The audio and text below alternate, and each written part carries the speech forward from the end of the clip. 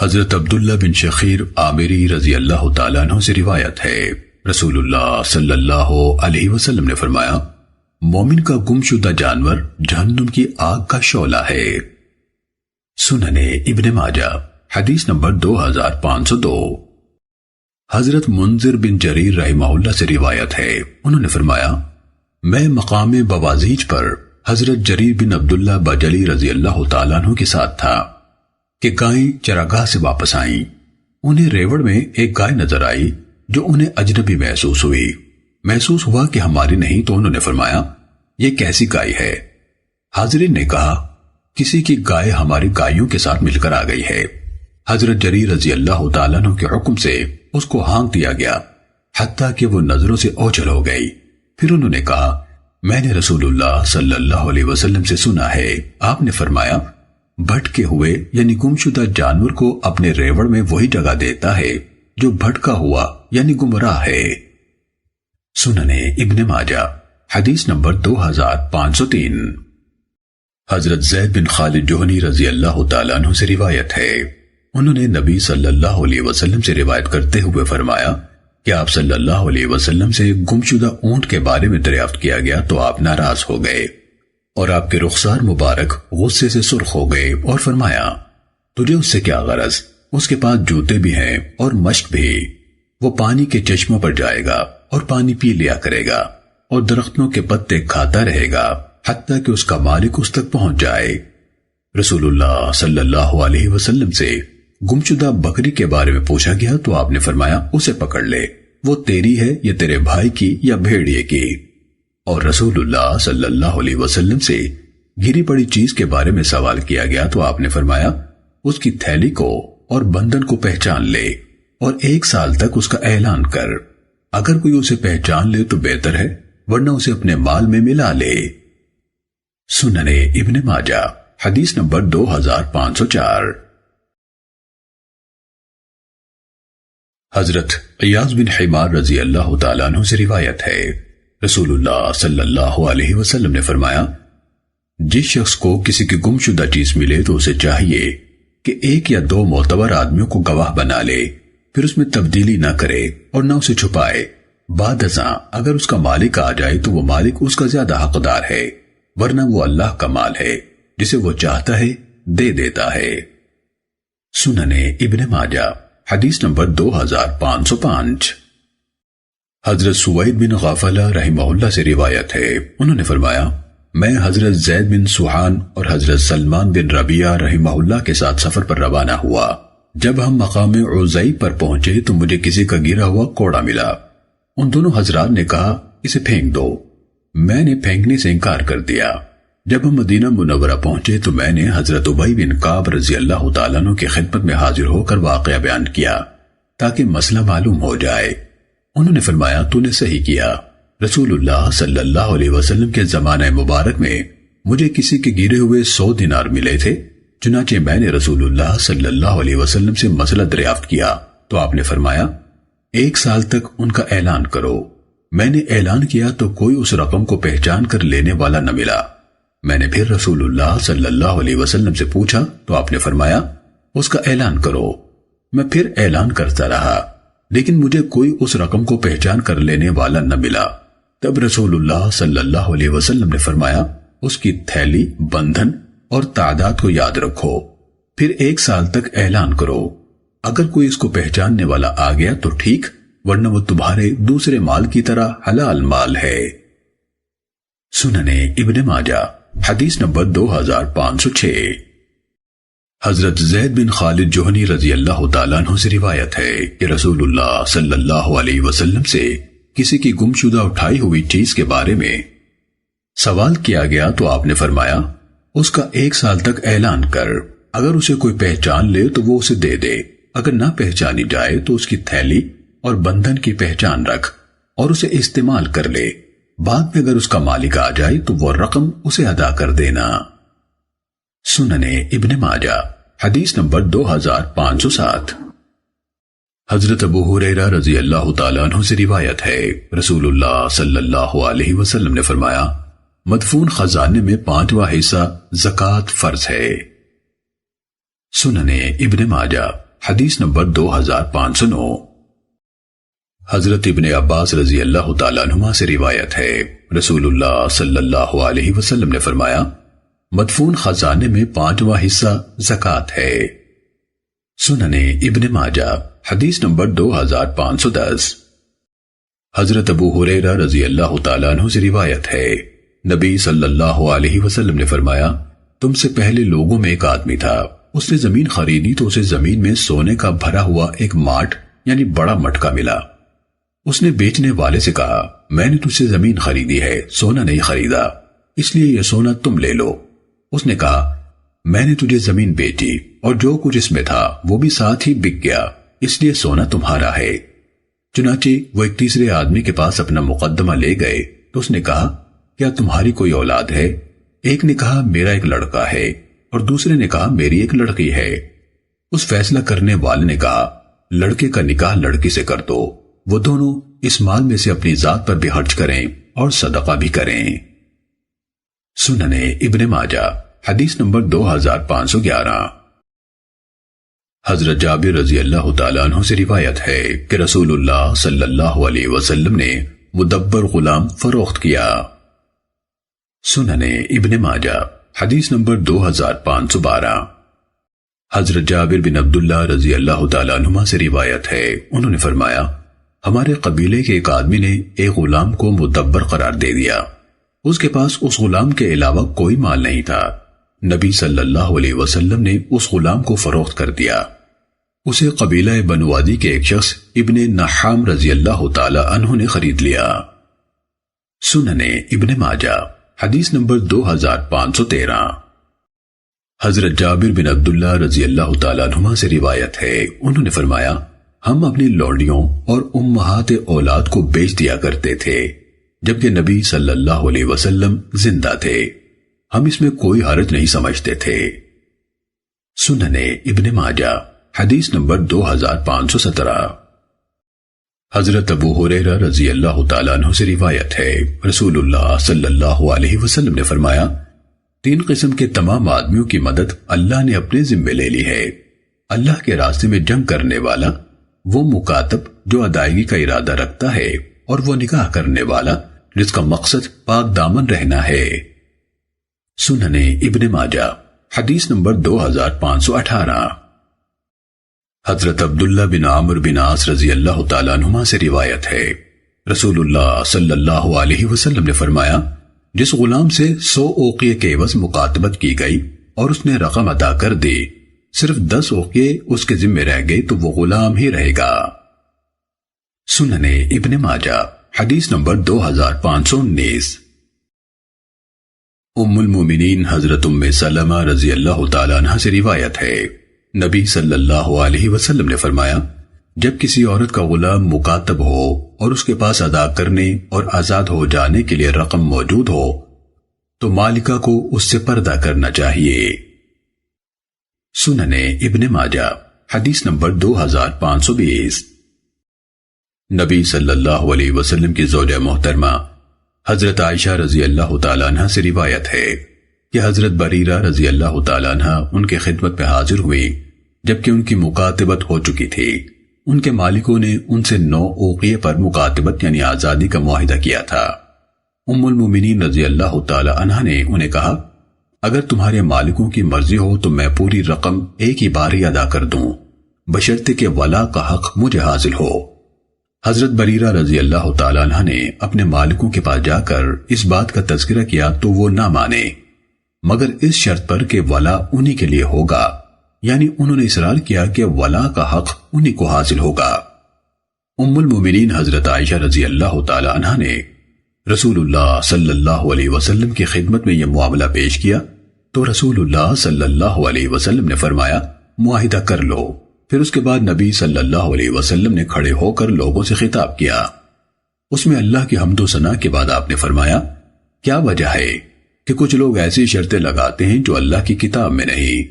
ہر وہ شرط جو اللہ کی کتاب میں نہیں وہ کالعدم ہے، اگرچہ 100 شرطیں ہوں۔ اللہ کی کتاب سچی ہے اور اس کی شرط زیادہ مضبوط ہے جس پر عمل کرنا ضروری ہے، ولا اس کی ہوتی ہے جو رقم ادا کر کے آزاد کرے۔ سننے ابن ماجہ حدیث نمبر 2521۔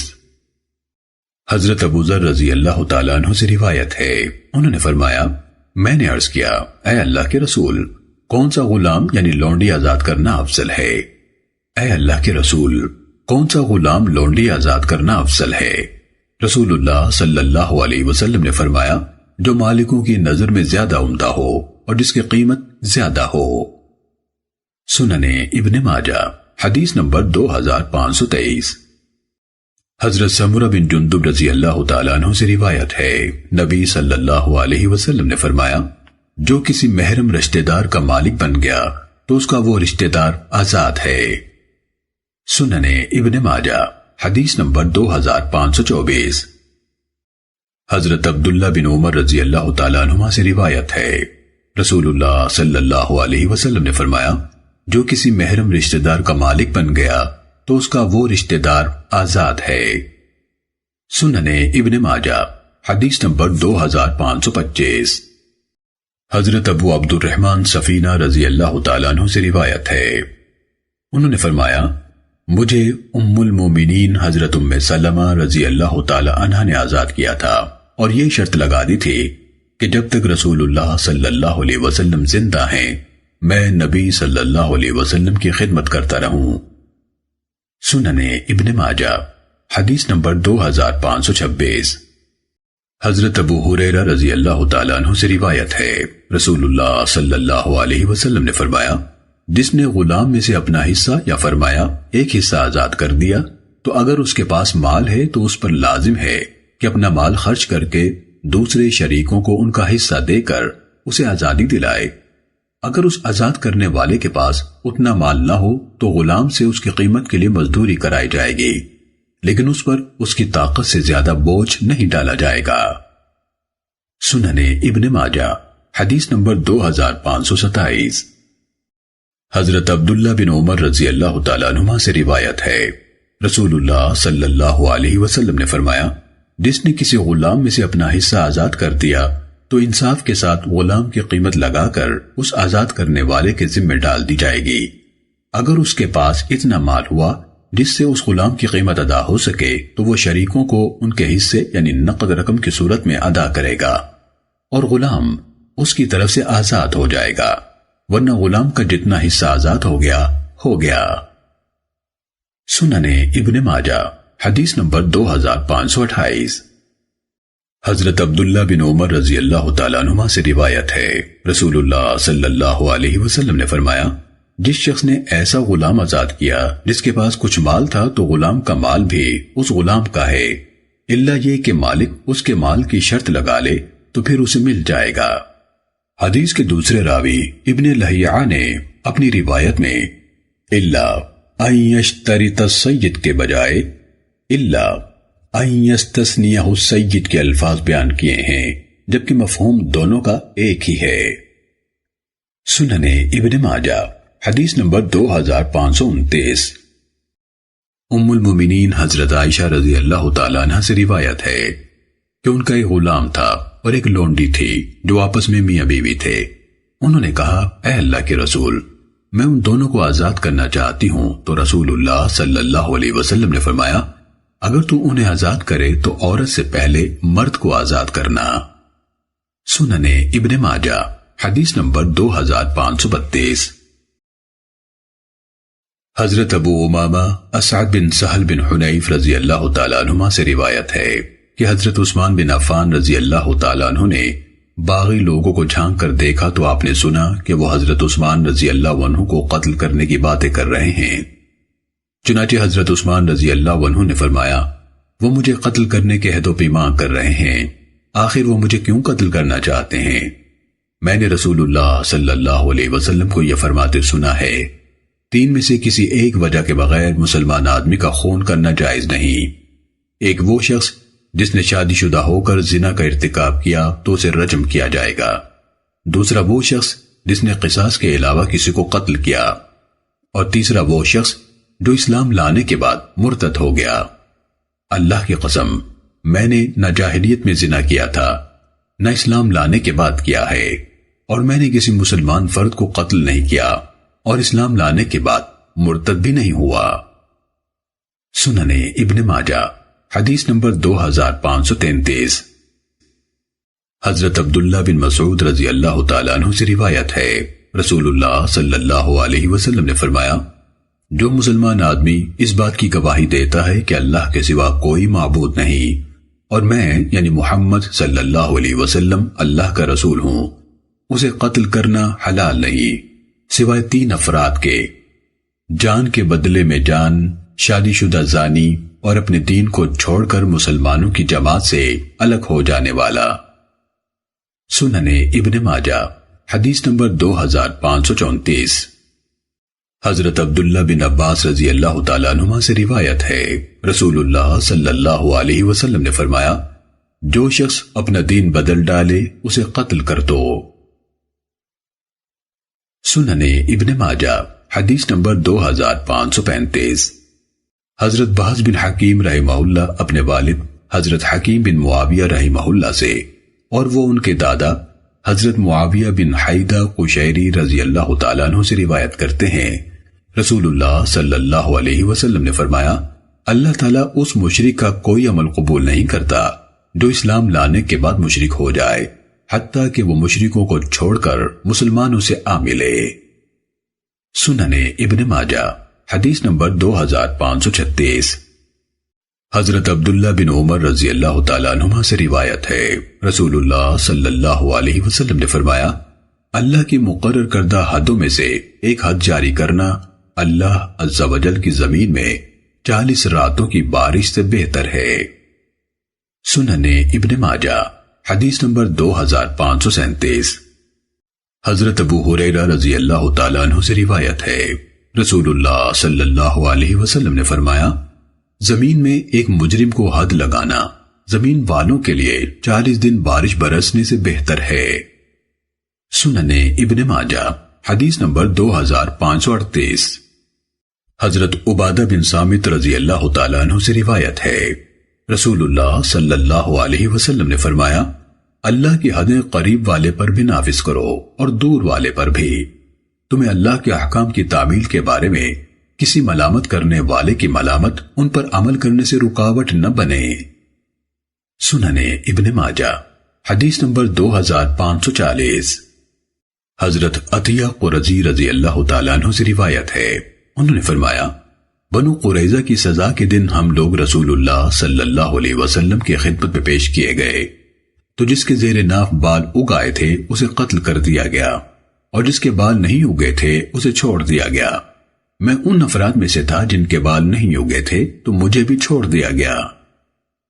سننے ابن ماجہ حدیث نمبر 2541۔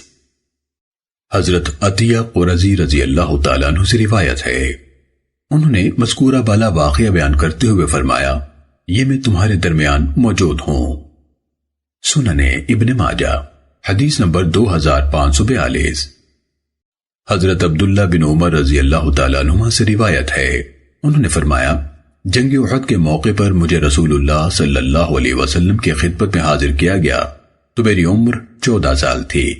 رسول اللہ صلی اللہ علیہ وسلم نے مجھے جنگ میں شریک ہونے کی اجازت نہ دی اور غزوہ خندق کے موقع پر جب میں 15 سال کا تھا مجھے رسول اللہ صلی اللہ علیہ وسلم کی خدمت میں پیش کیا گیا تو آپ نے مجھے جنگ میں شریک ہونے کی اجازت دے دی۔ حضرت نافع رحمہ اللہ بیان کرتے ہیں، میں نے حضرت عمر بن عبدالعزیز رحمہ اللہ کے دور خلافت میں انہیں یہ حدیث سنائی تو انہوں نے فرمایا، یہ عمر بچے اور بڑے کے درمیان حد فاضل ہے۔ سننے ابن ماجہ حدیث نمبر 2543۔ حضرت ابو ہریرہ رضی اللہ تعالیٰ عنہ سے روایت ہے، رسول اللہ صلی اللہ علیہ وسلم نے فرمایا، جو شخص کسی مسلمان کی پردہ پوشی کرے گا تو اللہ تعالیٰ دنیا اور آخرت میں اس کا پردہ رکھے گا۔ سننے ابن ماجہ حدیث نمبر 2544۔ حضرت عائشہ رضی اللہ تعالیٰ عنہ سے روایت ہے، انہوں نے فرمایا، قریش بنو مخزوم کی اس خاتون کے معاملے میں بہت فکر مند ہوئے جس نے چوری کی تھی۔ انہوں نے کہا، اس کے بارے میں رسول اللہ صلی اللہ علیہ وسلم سے کون عرض کر سکتا ہے؟ آخر انہوں نے کہا، رسول اللہ صلی اللہ علیہ وسلم کے پیارے اسامہ بن زید رضی اللہ عنہما کے سوا اور کون یہ جرأت کر سکتا ہے؟ چنانچہ حضرت اسامہ رضی اللہ تعالیٰ عنہ نے رسول اللہ صلی اللہ علیہ وسلم سے بات کی تو رسول اللہ صلی اللہ علیہ وسلم نے فرمایا، کیا تو اللہ کی ایک حد کے بارے میں سفارش کرتا ہے؟ پھر آپ اٹھے اور خطبہ ارشاد فرمایا۔ خطبے میں نبی صلی اللہ علیہ وسلم نے فرمایا، لوگو، تم سے پہلے لوگ اسی وجہ سے تباہ ہوئے کہ ان میں جب کوئی معزز یعنی امیر آدمی چوری کرتا تو اسے چھوڑ دیتے تھے، اور جب کوئی کمزور یعنی غریب آدمی چوری کرتا تو اسے حد لگا دیتے۔ قسم ہے اللہ کی، اگر محمد صلی اللہ علیہ وسلم کی بیٹی فاطمہ رضی اللہ تعالیٰ عنہ بھی چوری کرتی تو میں اس کا بھی ہاتھ کاٹ دیتا۔ راوی حدیث محمد بن رمح نے کہا، میں نے امام لیث بن سعد رحمہ اللہ کو فرماتے ہوئے سنا، وہ بیان کر رہے تھے اللہ تعالیٰ نے انہیں یعنی حضرت فاطمہ رضی اللہ تعالیٰ عنہ کو چوری جیسی نازیبہ حرکت سے محفوظ فرمایا تھا، اور ہر مسلمان کو یہی کہنا چاہیے کہ حضرت فاطمہ رضی اللہ تعالیٰ عنہ سے اس قسم کی غلطی کا صدور ممکن نہیں، لیکن قانون اعلیٰ اور ادنا سب کے لیے برابر ہے۔ سننے ابن ماجہ حدیث نمبر 2547۔ حضرت ابو ہریرہ، حضرت زید بن خالد اور حضرت شبل رضی اللہ عنہم سے روایت ہے، انہوں نے فرمایا، ہم لوگ رسول اللہ صلی اللہ علیہ وسلم کی خدمت میں حاضر تھے کہ ایک آدمی حاضر خدمت ہوا اور کہا، میں آپ کو اللہ کی قسم دے کر کہتا ہوں کہ ہمارا فیصلہ اللہ کے قانون کے مطابق کیجیے۔ اس کا مخالف یعنی دوسرا آدمی زیادہ سمجھدار تھا، اس نے کہا، جی ہاں، ہمارا فیصلہ اللہ کی کتاب کے مطابق کر دیجیے اور مجھے بات کرنے کی اجازت دیجیے۔ نبی صلی اللہ علیہ وسلم نے فرمایا، کہو۔ اس نے کہا، میرا بیٹا اس شخص کے ہاں نوکر تھا، اس نے اس کی بیوی سے بدکاری کر لی، میں نے 100 بکریاں اور ایک غلام اس کا فدیہ دے دیا۔ پھر میں نے اہل علم سے متعدد افراد سے مسئلہ پوچھا تو مجھے بتایا گیا کہ میرے بیٹے کی سزا 100 کوڑے اور 1 سال کی جلاوطنی ہے، اور اس کی بیوی کی سزا رجم ہے۔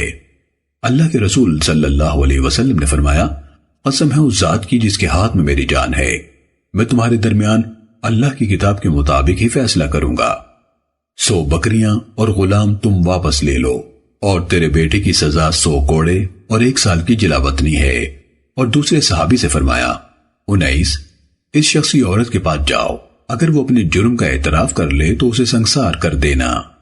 امام ابن ماجہ رحمہ اللہ کے استاد حضرت ہشام بن عمار نے فرمایا، حضرت 19 رضی اللہ تعالیٰ عنہ اس عورت کے پاس گئے اور اسے پوچھا تو اس نے اعتراف کر لیا، چنانچہ انہوں نے اسے سنگسار کر دیا۔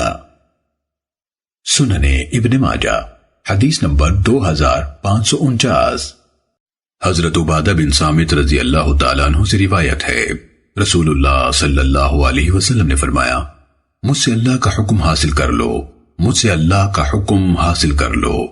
اللہ تعالیٰ نے ان کے لیے ایک راستہ اور قانون مقرر کر دیا ہے، کمارے لڑکے اور کماری لڑکی کی سزا 100 کوڑے مارنا اور 1 سال کے لیے جلا وطن کرنا ہے، اور شادی شدہ مرد اور شادی شدہ عورت کی سزا 100 کوڑے اور سنگسار کرنا ہے۔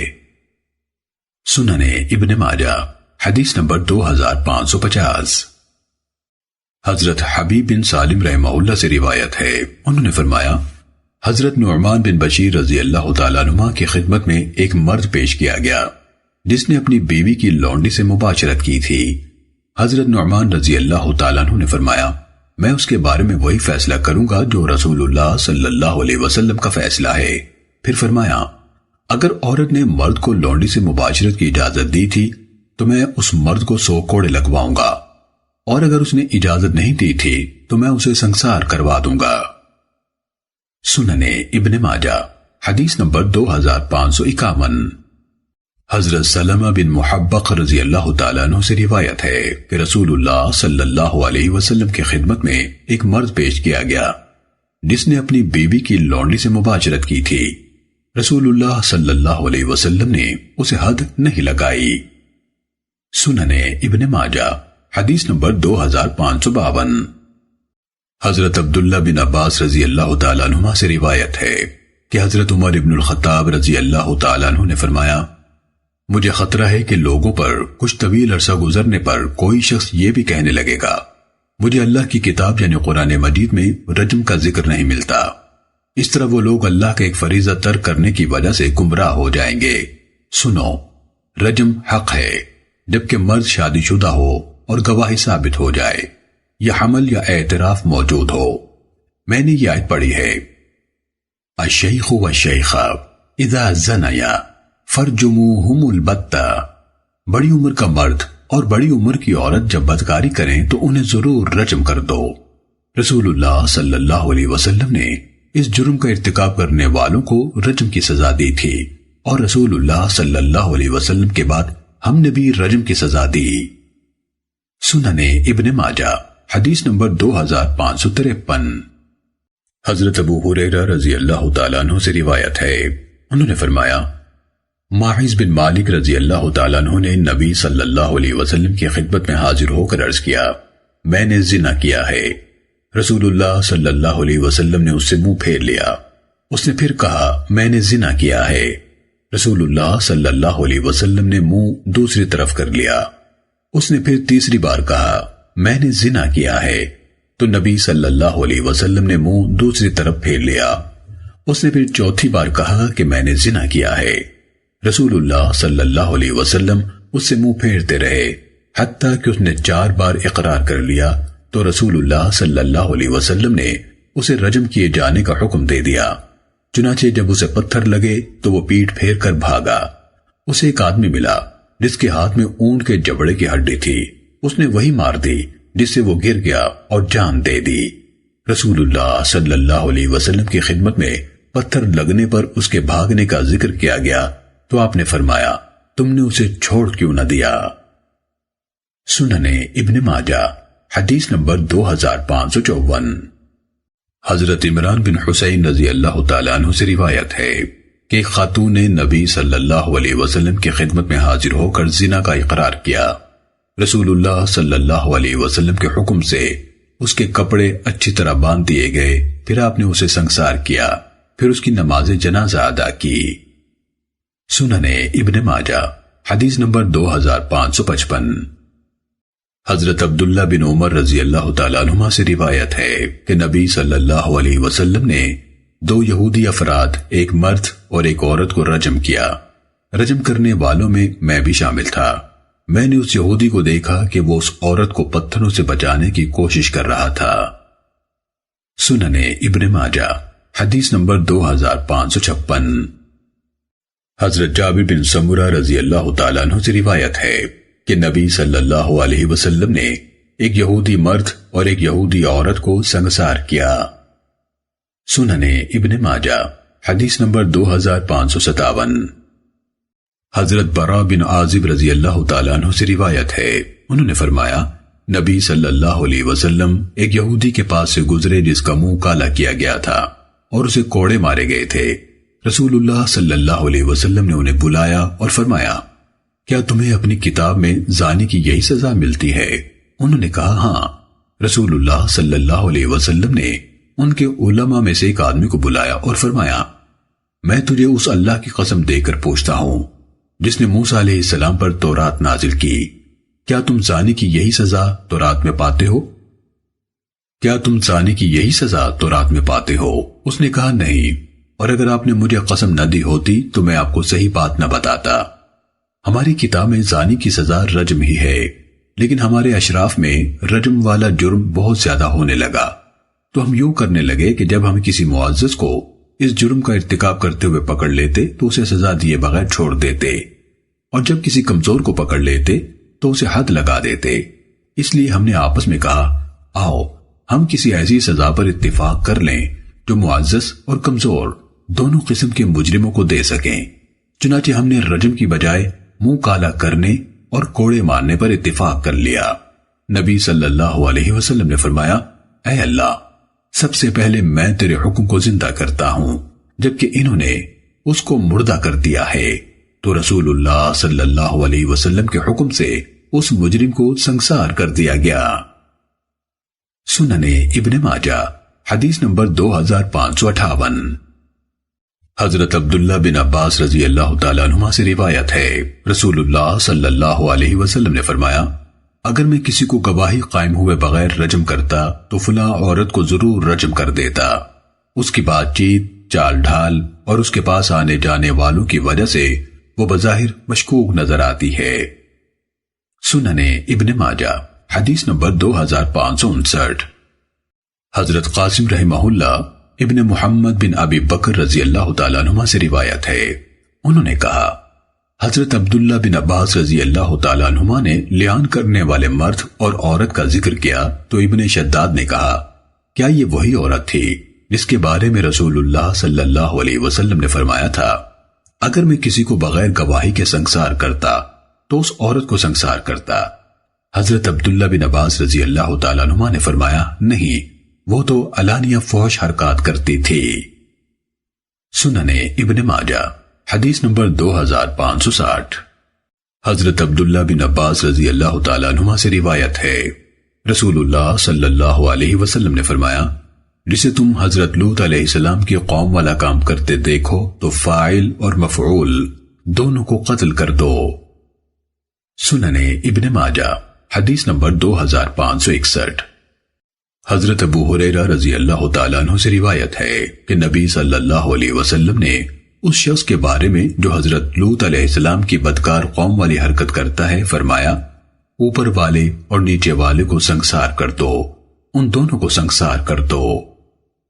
سنن ابن ماجہ حدیث نمبر 2562۔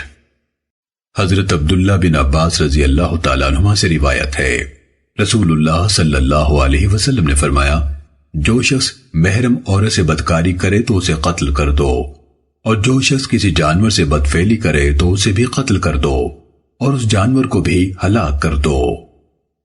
سنن ابن ماجہ حدیث نمبر 2564۔ حضرت ابو ہریرہ، حضرت زید بن خالد اور حضرت شبل رضی اللہ عنہم سے روایت ہے، انہوں نے فرمایا ہم نبی صلی اللہ علیہ وسلم کی خدمت میں حاضر تھے کہ ایک آدمی نے آپ سے اس لونڈی کے بارے میں سوال کیا جو شادی سے پہلے زنا کر لے، تو آپ نے فرمایا اسے کوڑے لگاؤ، پھر اگر دوبارہ زنا کرے تو اسے کوڑے لگاؤ، پھر تیسری یا چوتھی بار فرمایا پھر اسے فروخت کر دو، خواہ بالوں کی ایک رسی کے عوض فروخت ہو۔ سنن ابن ماجہ حدیث نمبر 2565۔ حضرت عائشہ رضی اللہ تعالیٰ عنہ سے روایت ہے کہ رسول اللہ صلی اللہ علیہ وسلم نے فرمایا جب لونڈی زنا کرے تو اسے کوڑے لگاؤ، اگر پھر زنا کرے تو کوڑے لگاؤ، اگر پھر زنا کرے تو کوڑے لگاؤ، اگر پھر زنا کرے تو کوڑے لگاؤ، پھر اسے بیچ ڈالو اگرچہ رسی کے عوض ہو۔ راوی نے کہا زفیر سے مراد رسی ہے۔ سنن ابن ماجہ حدیث نمبر 2566۔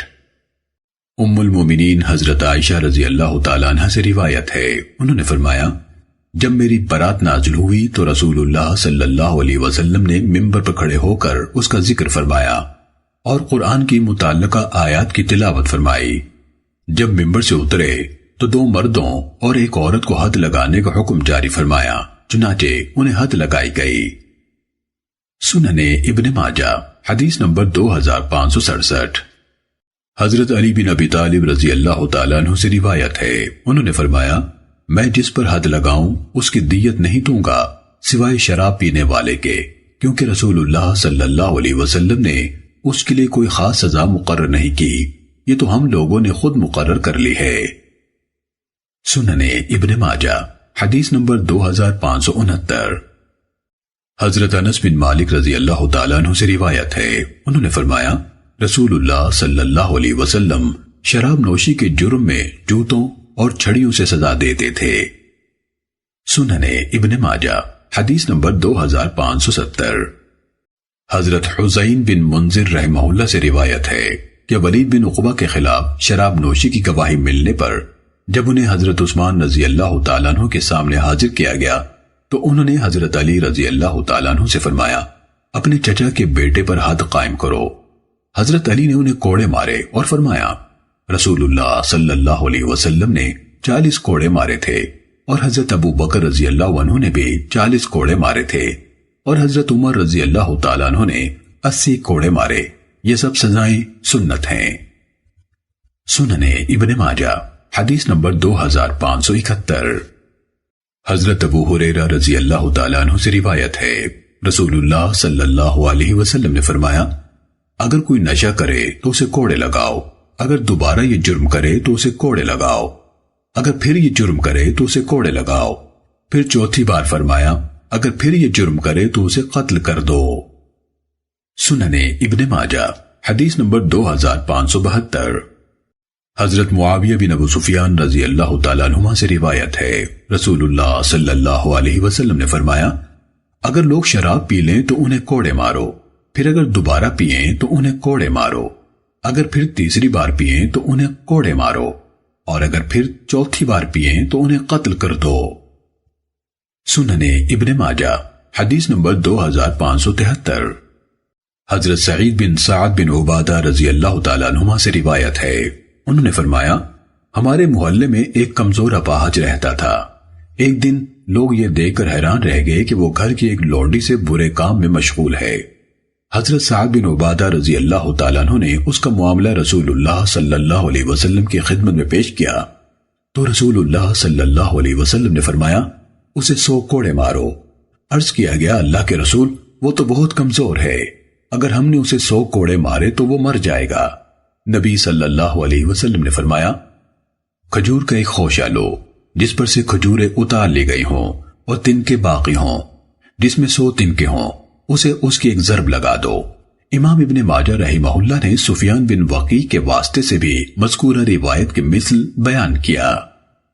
سنن ابن ماجہ حدیث نمبر 2574۔ حضرت ابو ہریرہ رضی اللہ تعالیٰ عنہ سے روایت ہے، نبی صلی اللہ علیہ وسلم نے فرمایا جس نے ہمارے خلاف ہتھیار اٹھایا وہ ہم میں سے نہیں۔ سنن ابن ماجہ حدیث نمبر 2575۔ حضرت عبداللہ بن عمر رضی اللہ تعالیٰ عنہما سے روایت ہے، رسول اللہ صلی اللہ علیہ وسلم نے فرمایا جس نے ہم پر ہتھیار اٹھایا وہ ہم میں سے نہیں۔ سنن ابن ماجہ حدیث نمبر 2576۔ حضرت ابو موسیٰ عبداللہ بن قیس اشعری رضی اللہ تعالیٰ عنہ سے روایت ہے، رسول اللہ صلی اللہ علیہ وسلم نے فرمایا جس نے ہم پر حملہ کرنے کے لیے ہتھیار نکالا وہ ہم میں سے نہیں۔ سنن ابن ماجہ حدیث نمبر 2577۔ حضرت انس بن مالک رضی اللہ تعالیٰ عنہ سے روایت ہے کہ رسول اللہ صلی اللہ علیہ وسلم کے زمانے میں قبیلہ عرینہ کے کچھ لوگ مدینے آئے، انہیں مدینہ منورہ کی آب و ہوا موافق نہ آئی تو آپ نے فرمایا اگر تم ہمارے اونٹوں کے ریوڑ میں چلے جاؤ اور ان کے دودھ اور پیشاب پیو تو بہتر ہو جاؤ گے۔ انہوں نے ایسے ہی کیا، پھر جب وہ صحتیاب ہو گئے تو وہ اسلام چھوڑ کر مرتد ہو گئے اور رسول اللہ صلی اللہ علیہ وسلم کے چرواہے کو شہید کر دیا اور آپ کے اونٹ ہانک کر لے گئے۔ رسول اللہ صلی اللہ علیہ وسلم نے ان کی گرفتاری کے لیے چند افراد بھیجے، چنانچہ انہیں گرفتار کر کے لایا گیا تو آپ صلی اللہ علیہ وسلم نے ان کے ہاتھ پاؤں کاٹ دیے اور گرم سلائیوں سے ان کی آنکھیں پھوڑ دیں اور انہیں حرہ میں چھوڑ دیا حتیٰ کہ وہ مر گئے۔ سنن ابن ماجہ حدیث نمبر 2578۔ ام المومنین حضرت عائشہ رضی اللہ تعالیٰ عنہ سے روایت ہے کہ کچھ لوگوں نے رسول اللہ صلی اللہ علیہ وسلم کی دودھ والی اونٹنیاں لوٹ لیں تو نبی صلی اللہ علیہ وسلم نے ان کے ہاتھ پاؤں کاٹ دیے اور لوہے کی گرم سلائیوں سے ان کی آنکھیں پھوڑ دیں۔ سنن ابن ماجہ حدیث نمبر 2579۔ حضرت سعید بن زید بن عامر بن نفیل رضی اللہ تعالیٰ عنہ سے روایت ہے، نبی صلی اللہ علیہ وسلم نے فرمایا جو شخص اپنے مال کو چور یا ڈاکو سے بچانے کے لیے اس کا مقابلہ کرتے ہوئے قتل ہو گیا وہ شہید ہے۔ سنن ابن ماجہ حدیث نمبر 2580۔ حضرت عبداللہ بن عمر رضی اللہ تعالیٰ عنہما سے روایت ہے، رسول اللہ صلی اللہ علیہ وسلم نے فرمایا جس کے مال کے پاس کوئی آئے اور اسے لینے کی کوشش کرے، جب وہ بچانا چاہے تو اسے جنگ کی جائے، تب وہ حملہ آور سے لڑے اور قتل ہو جائے تو وہ شہید ہے۔ سنن ابن ماجہ حدیث نمبر 2581۔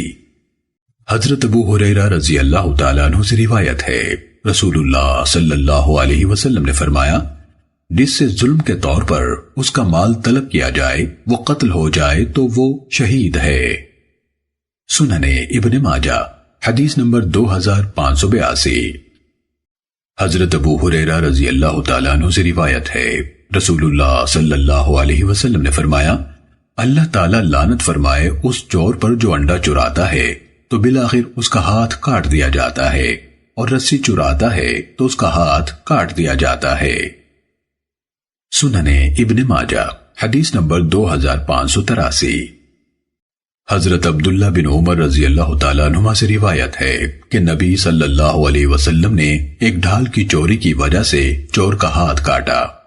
اس ڈھال کی قیمت 3 درہم تھی۔ سننے ابن ماجہ حدیث نمبر 2584۔ حضرت عائشہ رضی اللہ تعالیٰ عنہ سے روایت ہے کہ رسول اللہ صلی اللہ علیہ وسلم نے فرمایا، ہاتھ صرف 1/4 دینار یا اس سے زیادہ کی چوری کی وجہ سے کاٹا جائے گا۔ سننے ابن ماجہ حدیث نمبر 2585۔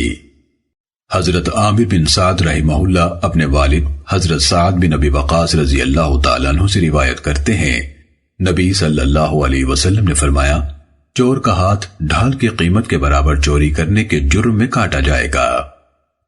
سننے ابن ماجہ حدیث نمبر 2586۔ حضرت عبداللہ بن محیریز رحمہ اللہ سے روایت ہے، انہوں نے فرمایا، میں نے حضرت فضالہ بن عبید رضی اللہ تعالیٰ عنہ سے چور کے گلے میں ہاتھ لٹکانے کے بارے میں سوال کیا تو انہوں نے فرمایا، یہ سنت ہے۔ رسول اللہ صلی اللہ علیہ وسلم نے ایک آدمی کا ہاتھ کاٹا، پھر وہ اس کی گردن میں لٹکا دیا۔ سننے ابن ماجہ حدیث نمبر 2587۔ حضرت ابو ہریرہ رضی اللہ تعالیٰ عنہ سے روایت ہے، رسول اللہ صلی اللہ علیہ وسلم نے فرمایا، جب غلام چوری کرے تو اسے بیچ ڈالو، خواہ نصف اوقیے کے عوض فروخت ہو۔ سننے ابن ماجہ حدیث نمبر 2589۔ حضرت جابر بن عبداللہ رضی اللہ تعالیٰ عنہما سے روایت ہے، رسول اللہ صلی اللہ علیہ وسلم نے فرمایا، خیانت کرنے والے کا ہاتھ کاٹا جائے، نہ چھیننے والے کا اور نہ اچکنے والے کا۔ سننے ابن ماجہ حدیث نمبر 2591۔ حضرت عبد الرحمن بن عوف رضی اللہ تعالیٰ عنہ سے روایت ہے، انہوں نے فرمایا، میں نے رسول اللہ صلی اللہ علیہ وسلم سے یہ ارشاد سنا، اچکنے والے کی سزا ہاتھ کاٹنا نہیں ہے۔ سننے ابن ماجہ حدیث نمبر 2592۔ حضرت رافع بن خدیج رضی اللہ تعالیٰ عنہ سے روایت ہے، رسول اللہ صلی اللہ علیہ وسلم نے فرمایا، پھل چرانے یا کھجور کا گودا چرانے پر ہاتھ نہیں کاٹا جائے گا۔ سننے ابن ماجہ حدیث نمبر 2593۔ حضرت ابو ہریرہ رضی اللہ تعالیٰ عنہ سے روایت ہے، رسول اللہ صلی اللہ علیہ وسلم نے فرمایا، پھل چرانے یا کھجور کا گودا چرانے پر ہاتھ نہیں کاٹا جائے گا۔ سننے ابن ماجہ حدیث نمبر 2594۔ حضرت عبداللہ بن صفوان رضی اللہ تعالیٰ عنہ اپنے والد حضرت صفوان بن امیہ رضی اللہ تعالیٰ عنہ سے روایت کرتے ہیں کہ وہ مسجد میں سو رہے تھے اور اپنی چادر سر کے نیچے رکھی ہوئی تھی۔ کسی نے ان کے سر کے نیچے سے چادر نکال لی۔ وہ چور کو پکڑ کر نبی صلی اللہ علیہ وسلم کی خدمت پہ لے گئے۔ نبی صلی اللہ علیہ وسلم نے اس کا ہاتھ کاٹنے کا حکم دے دیا۔ صفوان رضی اللہ تعالیٰ عنہ نے کہا، اے اللہ کے رسول، میرا ارادہ یہ نہیں تھا کہ اس کا ہاتھ کٹوا دوں، میری چادر اس پر صدقہ ہے۔ رسول اللہ صلی اللہ علیہ وسلم نے فرمایا، تم نے اسے میرے پاس لانے سے پہلے کیوں یہ صدقہ نہ کیا؟ سننے ابن ماجہ حدیث نمبر 2595۔ حضرت عبداللہ بن عمر بن عاص رضی اللہ تعالیٰ عنہما سے روایت ہے کہ قبیلہ مزینہ کے ایک آدمی نے نبی صلی اللہ علیہ وسلم سے پھلوں کی چوری کے بارے میں دریافت کیا تو آپ نے فرمایا، جو پھل خوشوں میں سے نکال کر اٹھا کر لے جایا جائے تو اس کا جرمانہ اس کی قیمت اور اس کے ساتھ اتنی ہی رقم مزید جرمانہ وصول کیا جائے گا، اور جو سکھانے کے میدان سے لے جایا گیا ہو تو وہ اگر ڈھال کی قیمت تک پہنچتا ہو تو اس کی سزا میں ہاتھ کاٹا جائے گا۔ اگر اس نے کھایا ہے اور ساتھ نہیں لے گیا تو اسے کوئی سزا نہیں۔ اس نے کہا، اے اللہ کے رسول، جو بکری رات کو باڑے سے باہر رہ جائے اور اسے کوئی چرا لے تو؟ رسول اللہ صلی اللہ علیہ وسلم نے فرمایا، اس کی قیمت اور اس کے ساتھ اتنی ہی رقم مزید اور جسمانی سزا بھی، اور جو بکری باڑے میں سے چرائی جائے تو اس کی سزا ہاتھ کاٹنا ہے جبکہ ڈھال کی قیمت تک پہنچتی ہو۔ سننے ابن ماجہ حدیث نمبر 2596